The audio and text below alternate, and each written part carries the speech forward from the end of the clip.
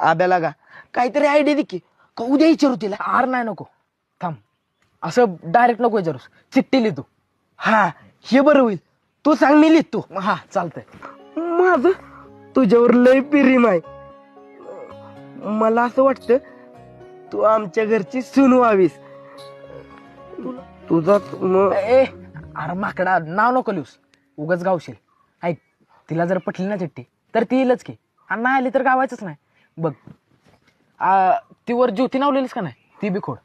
बघ जरी अक्षरावर न गावलास तरी चिठ्ठी कुणासाठी लिहिला हे कळणार नाही. मग हा हायला हो केला गाब्या, कसलं हुशार आहेत. आता आद्यान केवढं नाही तर मध्यान ज्योती आजच्या वर्गात फेमस होणार.